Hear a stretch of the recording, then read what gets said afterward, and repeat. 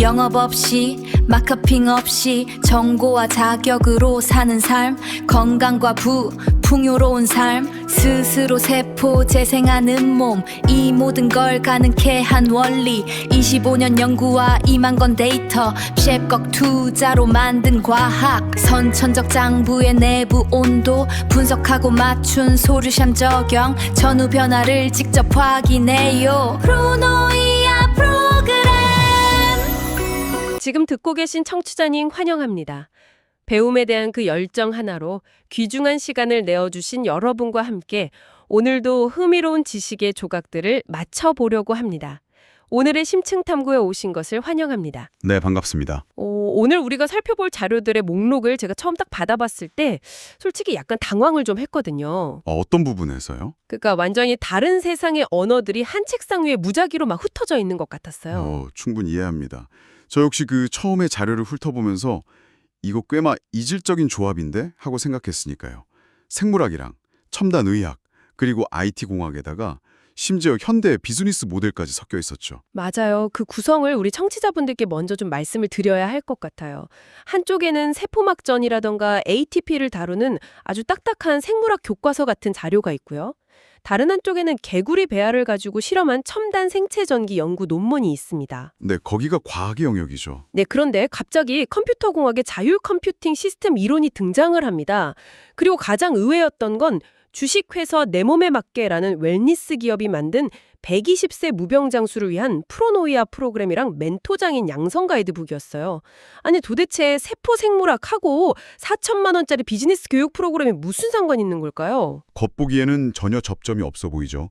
하나는 실험실 현미경으로 들여다보는 아주 미시적인 세계고, 다른 하나는 당장 내일의 건강이나 수명을 고민하는 거시적인 일상의 세계니까요. 그쵸, 완전 극과 극이죠. 하지만 이 모든 이질적인 텍스트들을 찬찬히 교차해서 읽다 보면 아주 거대하고 놀라운 하나의 맥락이 수면 위로 딱 떠오릅니다. 파헤쳐보는 것으로 정했습니다. 아주 좋습니다.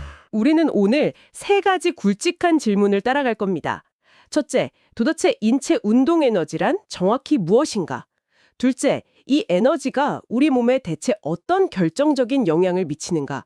그리고 마지막 셋째, 우리는 왜 이 에너지를 가만히 놔두지 않고 적극적으로 조절해야만 생존할 수 있는가? 청취자 여러분도 지금 이 세 가지 질문을 머릿속에 담아두고 저희 대화를 따라와 주시면 아주 흥미로우실 겁니다. 훌륭한 로드맵이네요. 특히 여러 관점이 교차하는 지점들을 주의 깊게 살펴보시면 일상에서 자기 자신의 몸을 바라보는 시각 자체가 꽤 많이 달라지는 경험을 하시게 될 겁니다. 자, 그럼 본격적으로 하나씩 속 시원하게 풀어볼까요? 가장 근본적인 질문부터 던져보죠.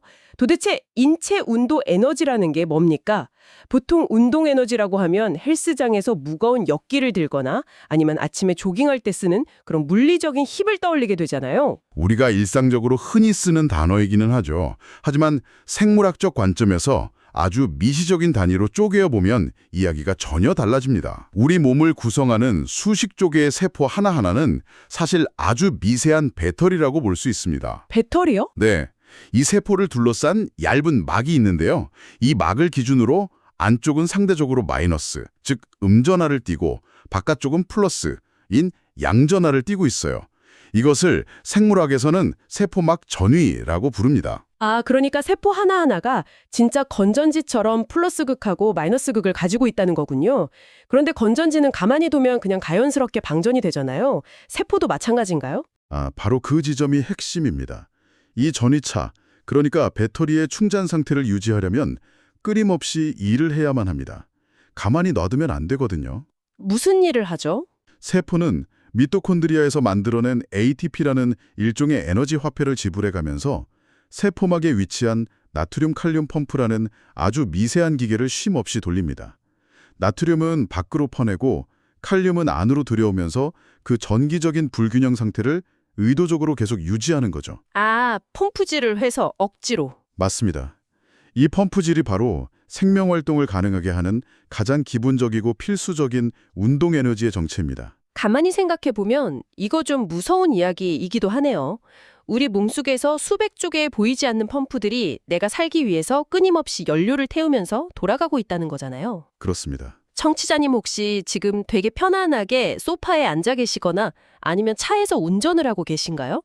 나는 지금 푹 쉬고 있으니까 에너지를 안 쓰고 있어 라고 생각하실 수 있지만 자료에 따르면 우리 뇌의 신경세포들은 아무것도 안 하고 쉴 때조차 생산하는 ATP의 최대 70%를 오직 이 나트륨 칼륨 펌프를 돌리고 전이를 유지하는 데 쏟아붓고 있다고 합니다. 생명체가 이 대기 상태를 유지하는데 얼마나 진심인지를 보여주는 아주 좋은 예시가 하나 있습니다. 위키피디아 자료에 나오는 검정파리의 시각세포 이야기인데요. 파리요? 네, 파리를 잡으려고 파리채를 휘둘러 보면 아시겠지만 파리는 미세한 빛의 변화나 움직임에 극도로 빠르게 반응하잖아요. 진짜 빠르죠. 잡기 힘들어요. 그렇게 폭발적인 반응 속도를 내기 위해서 검정파리의 시각세포는 평소에도 이 세포막 전이를 매우 높게 유지합니다. 비유하자면 팽팽하게 당겨진 활시위처럼 꽉 쥐고 있는 거죠. 언제든 쏠 수 있게. 네, 맞습니다. 그런데 그 대가로 전체 세포 ATP의 20% 이상을 오직 휴지기 전이를 유지하는 데만 써버려요. 와, 파리조차도 언제든 날아오를 준비를 하려고 배터리를 완전 과충전 상태로 켜두고 있는 거네요. 생물학적인 에너지가 이렇게 미시적이고 치열하다는 건 이해가 확 갑니다. 그렇죠. 그런데 여기서 제가 아까 당황했다고 말씀드린 대목이 나옵니다. 주식회사 내 몸에 맞게라는 기업의 가이드북을 보면 이 인체 운동 에너지의 실체를 아주 다른 언어로 정의를 하고 있거든요. 네, 12장부 체내 온도라는 개념이죠. 맞아요. 아니 잠깐만요. 세포 펌프에서 발생하는 그 미세한 전기적 과정이 갑자기 동양의학의 12장부랑 체온이라는 거시적인 개념으로 바로 연결된다는 게 저는 선뜻 이해가 안 가거든요. 이 둘 사이에 대체 어떤 과학적인 연결고리가 있는 건가요? 여기서 정말 흥미로운 점은 그 간극을 메우는 것이 바로 열이라는 사실입니다. 열이요? 뜨거운 열 말씀이시죠? 네, 미시적인 세포 단위의 이온 펌프 활동이 쉼없이 일어나면 에너지가 소모되면서 필연적으로 열이 발생합니다. 컴퓨터 CPU가 아주 바쁘게 돌아가면 컴퓨터가 뜨거워지는 것과 완벽하게 같은 이치죠. 즉, 수십 쪽의 세포들의 미시적인 에너지 대사가 모이고 모여서 결국 우리 몸 전체의 체온이라는 거시적인 결과물로 나타나는 겁니다. 그러니까 개별 세포들이 배터리를 충전하는 과정에서 뿜어내는 그 열기들이 합쳐져서 사람의 체온을 만든다는 거군요. 그렇습니다. 제공된 기업 자료에서는 이 과정을 동양의학적 해석과 접목해서 아주 직관적으로 풀어냈습니다. 6장 6부, 그러니까 12장부 중에서도 특히 3초라는 기관을 엄청 강조하는데요. 3초요. 한의학에서 들어본 것 같기도 하고요. 서양의학에는 해부학적으로 존재하지 않는 개념이긴 합니다. 하지만 쉽게 말해서 우리 몸을 하나의 거대한 보일러 시스템이라고 가정해보는 겁니다. 상초, 중초, 하초 이렇게 셋으로 나뉘어서 심장과 폐가 있는 위쪽은 난방 열기를 확 퍼뜨리고 소화계가 있는 중간은 체온을 안정적으로 유지해주고 아래쪽 신장과 방광은 에너지를 저장하고 배출하는 배관망 역할을 한다는 논리죠. 보일러 배관망이라. 네, 즉 생물학에서 말하는 미시적인 세포의 ATP 대사 과정을 필수 에너지 흐름 및 온도 조절 시스템이라는 아주 거시적이고 직관적인 모델로 치환을 한 겁니다. 세포 펌프라는 마이크로 세계랑 보일러 배관망이라는 매크로 세계를 기가 막히게 연결한 거네요. 전문가님 설명을 듣고 보니까 이게 그저 이질적인 텍스트를 막 나열한 게 아니라 꽤나 정교한 논리적 확장이었다는 생각이 듭니다. 저도 동의합니다. 그런데 여러분, 자 이제부터 진짜 재미있어집니다. 이 인체 운동 에너지, 그러니까 생체 전기와 체온이 단순히 몸을 따뜻하게 하거나 펌프질하는 그런 단순한 동력 역할만 하는 게 아니라는 겁니다. 네, 아주 중요한 부분이죠. 이 에너지가 우리 몸에서 대체 무슨 일을 하길래 과학자들부터 웰니스 업계까지 이토록 주목을 하는 걸까요? 이 에너지는 단순한 연료를 넘어서 세포들에게 정보와 명령을 전달하는 아주 핵심적인 역할을 합니다. 마이클 레빈 박사팀의 생체전기 암호 해독이라는 논문을 보면요. 진짜 생물학의 기존 상식을 완전히 뒤집는 결과가 나옵니다. 네, 저도 그 논문 보고 진짜 깜짝 놀랐습니다. 연구진이 개구리 배알을 가지고 실험을 했는데요. 유전자를 편집하거나 DNA 자체를 건드린 게 절대 아닙니다. 그저 창자나 꼬리가 될 특정 세포의 전압, 즉 앞서 우리가 말한 휴지기 전이를 인위적으로 눈세포가 가지는 전압 대역으로 슬쩍 바꿔치기만 했습니다. 그러니까 세포한테 야, 너 눈이 되어라 하고 어떤 화학적인 약물을 주입한 게 아니라 그냥 그 세포가 띠고 있는 전기적인 상태값만 살짝 조작했다는 거죠? 네, 정확합니다. 그랬더니 어떤 일이 일어났느냐? 뇌 근처에 정상적인 얼굴 부위가 아닌 개구리의 창자나 꼬리 옆면의 세포가 그 조작된 전기 신호를 따라 막 분열하더니 완벽한 형태의 눈으로 자라났습니다. 아니, 배가 아파서 봤더니 거기에 눈이 달려있다는 거잖아요. 그렇죠. 게다가 다리가 절단된 올챙이에게 이 특정 전기 신호를 유도하는 칵테일 처리를 했더니 상처 부위에서 엉뚱한 연골이나 꼬리 같은 게 자라나는 게 아니라 완벽한 발가락과 발톱을 갖춘 원래 형태의 다리가 그대로 재생되었습니다. 이거 약간 좀 기괴하게 들릴 수도 있는데 과학적으로는 엄청난 의미를 가지는 거잖아요. 어마어마한 의미죠. 결국 이 전기적 에너지의 흐름이 세포들한테 너희들은 지금 당장 모여서 눈을 만들어라. 아니면 너희는 다리로 다시 태어나라 라고 지시하는 일종의 청사진, 즉 생체 전기 암호 역할을 한다는 거네요. 아주 정확한 비유입니다. 우리가 보통 유전자, 즉 DNA를 인체라는 하드웨어를 구성하는 부품의 설계도라고 부르잖아요. 그렇다면 이 생체 전기 에너지는 그 부품들을 어떻게 조립해서 어떤 3차원 형태로 만들지를 결정하는 소프트웨어의 운영체제, 즉 OS인 셈입니다. 와, 에너지가 형태 자체를 결정한다는 사실이 정말 경이롭습니다. 그런데 이 에너지의 정보 전달 능력이 형태를 만드는 데서 끝나는 게 아니라 면역 체계에서도 빛을 발하더라고요. 네, 백혈구 이야기죠. 맞아요. 저희가 살펴본 논문 중에 호중구 관련 논문을 보면요. 이 백혈구의 일종인 호중구는 우리 몸에 상처가 나면 가장 먼저 달려가는 구급대원 같은 세포들입니다. 네, 최전선에 선 세포들이죠. 그런데 청취자님, 우리 몸이 얼마나 복잡하고 거대합니까? 이 아주 작은 세포들이 어떻게 길을 잃지도 않고 정확히 저 멀리 있는 상처 부위를 찾아갈까요? 그 과정이 진짜 동화 같습니다. 평소에 세포 안에만 머물면서 그냥 펌프질의 연료로만 쓰이는 줄 알았던 ATP가 상처가 났을 때는 세포 밖으로 방출되면서 일종의 신호탄 역할을 하게 됩니다. 이걸 쉽게 설명하자면 그 동화 헨젤과 그레텔에 나오는 빵부스러기 같아요. 세포가 다치면 자기가 가지고 있던 ATP를 몸 밖으로 흘리는 거죠. 맞아요. 빵부스러기. 그럼 백혈구들이 그 ATP가 내뿜는 전기화학적 냄새를 킁킁 맡고 올바른 방향으로 전진을 하는 겁니다. 학술적으로는 이걸 자가분비 퓨린성 신호전달이라고 되게 어렵게 부르던데 원래 자체는 생존을 위한 완벽한 내비게이션 시스템인 셈이죠. 에너지가 곧 소통의 매개체 그 자체가 되는 놀라운 생물학적 메커니즘이죠. 자, 그럼 여기서 다시 주식회사 내 몸에 맞게 웰니스 비즈니스 자료로 시선을 한번 돌려봅시다.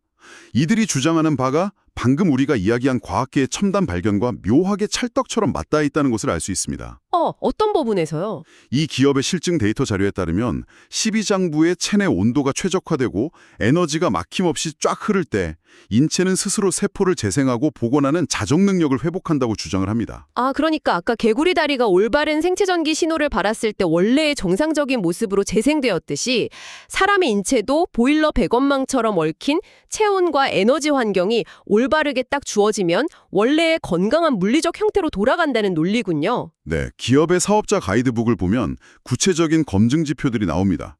단순히 마사지를 받고 기분이 좀 좋아졌어요 하는 그런 주관적 느낌을 넘어서려고 노력한 흔적이 확실히 보입니다. 수치화된 데이터가 있나요? 네, 에너지가 조절된 후에 근육의 긴장도가 떨어지면서 저항성이 개선되고 특히 어깨 관절의 가동 범위가 90도에서 170도까지 아주 눈에 띄게 증가한다고 되어 있습니다. 170도면 거의 팔이 다 올라가는 거네요. 그렇죠. 그리고 고관절의 유연성이 향상되고 거북목이나 구분 등이 꼿꼿하게 펴지는 등 아주 객관적인 형태의 변화가 일어난다는 점을 수치로 계속 강조하고 있죠.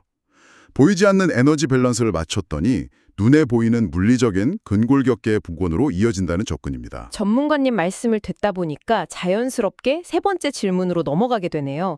아마 듣고 계신 청취자 여러분도 저랑 비슷한 의문이 드실 겁니다. 아니, 내 몸에 세포가 알아서 펌프질도 잘하고 상처가 나면 ATP 빵 부스러기도 흘려서 백혈구도 척척 부르고 하면 시스템이 완벽하잖아요. 아주 훌륭한 시스템이죠. 그런데 왜 우리는 굳이 거금을 들이거나 특별한 프로그램을 통해서 이 운동 에너지를 의도적으로 통제하고 조절해야만 하는 걸까?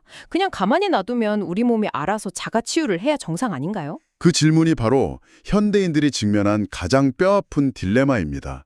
그 해답을 찾기 위해서 이번엔 아까 처음에 언급했던 IT 분야의 자율 컴퓨팅 이론을 좀 빌려오겠습니다. 자율 컴퓨팅이요? 네, 자율 컴퓨팅은 외부 환경이 막 변해도 컴퓨터 시스템 스스로 에러를 복구하고 최적화하도록 설계된 아주 똑똑한 기술인데 이 개념의 모티브가 다름 아닌 인간의 자율신경계입니다. 아, 우리 몸의 신경계를 보고 컴퓨터를 만들었군요. 그렇죠. 우리 몸은 교감신경과 부교감신경이 서로 줄다리기를 하면서 체온이나 심박수, 또 소화 기능 같은 것들을 일정하게 유지하려는 아주 훌륭한 항상성을 가지고 있습니다. 오면 땀을 흘려서 식히는 것처럼 몸이 알아서 자동 조절을 하니까요. 맞습니다. 하지만 문제는 현대사회의 너무나 가혹한 환경입니다. 극심한 업무 스트레스, 미세먼지 같은 환경 독소, 만성적인 수면 부족 등 예측 불가능한 요인들이 끊임없이 맹공격을 퍼부으면 이 완벽했던 항상성 시스템에도 결국 과부하가 걸려버립니다. 아까 세포가 전율을 유지하는 과정은 에너지 비용이 대단히 많이 든다고 했잖아요. 시스템이 한계치를 넘어 고장나버리면 그때부터는 스스로 회복하지 못하고 세포의 볼림 통제가 안 되면서 결국 면역체계가 완전히 무너지는 거죠. 스마트폰을 떠올려보면 이해가 확 빠르겠네요. 아무리 똑똑하고 비싼 최신 스마트폰이라도 백그라운드에 막 무거운 앱을 수십 개 띄워놓고 거기에 바이러스까지 침투하면 지가 스스로 발열을 통제하지 못하고 덜덜 버벅거리다가 결국 전원이 픽 하고 꺼져버리잖아요. 우리 몸의 자율신경계도 그렇게 강제로 다운될 수 있다는 거군요. 네, 완벽하게 정확한 비유입니다. 바로 이 지점에서 주식회사 내 몸에 맞게의 프로노이어 프로그램이 왜 그런 독특한 비즈니스 모델을 구축했는지 그 철학적 배경이 딱 드러납니다. 아, 고장난 폰을 고치는 것처럼요. 그렇죠. 시스템이 스스로 복구할 수 없는 지경에 이르기 전에 혹은 이미 고장나버린 시스템을 강제로 재부팅하기 위해서 외부에서 아주 의도적이고 정교하게 개입해야 한다는 겁니다. 이들의 접근 방식은 꽤나 독특한데요. 개인의 실제 생년월일을 기반으로 분석을 시작하거든요. 네, 저도 자료 보면서 그 부분이 좀 제일 신기했어요.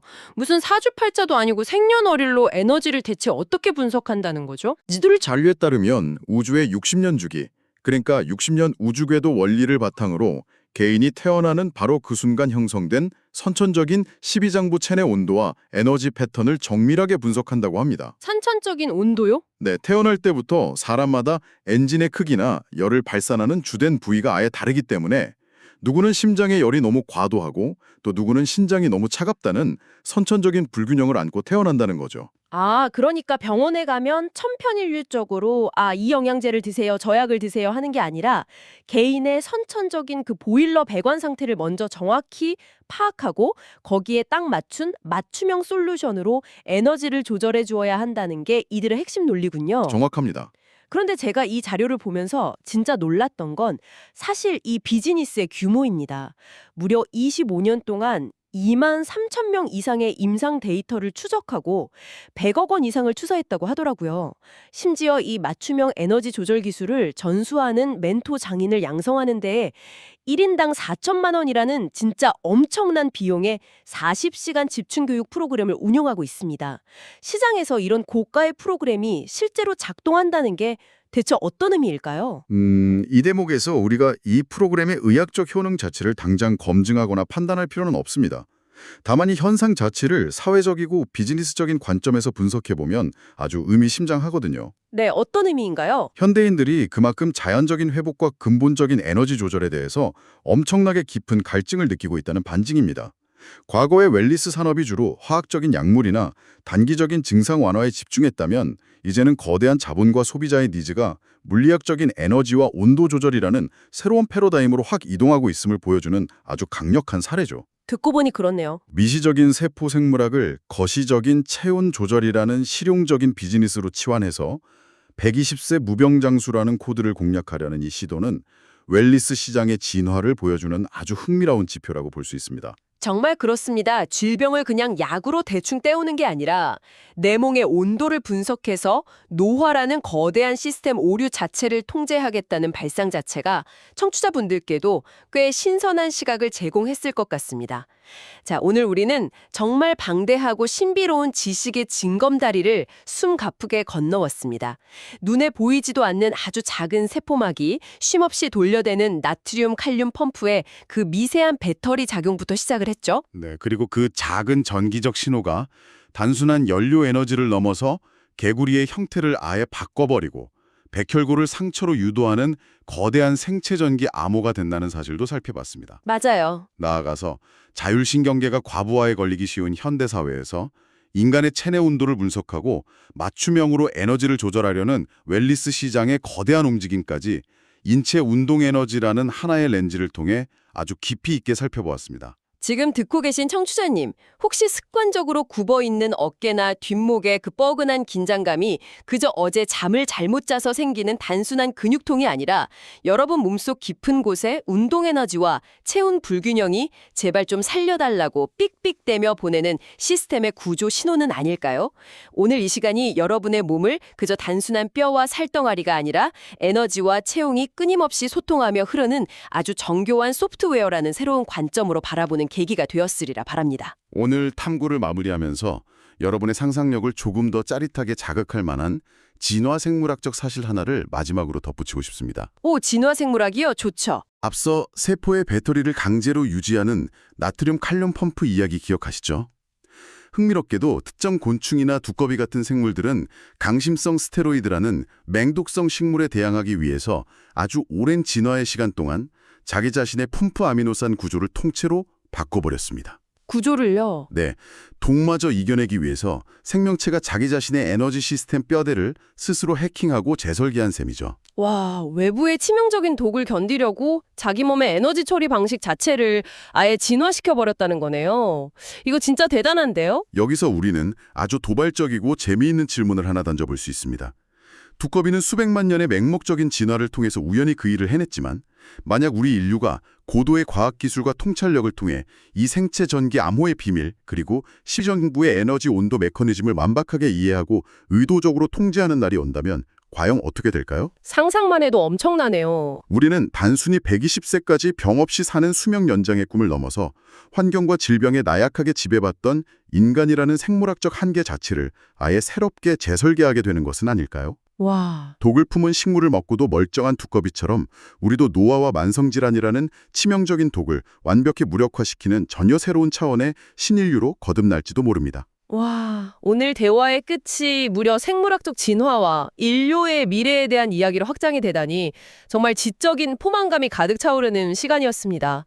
청취자 여러분도 오늘 하루 여러분의 몸속 세포 하나하나가 만들어내는 그 치열한 전기의 힘과 또 따뜻한 체온의 의미를 한 번쯤 깊이 생각해 보시길 바랍니다.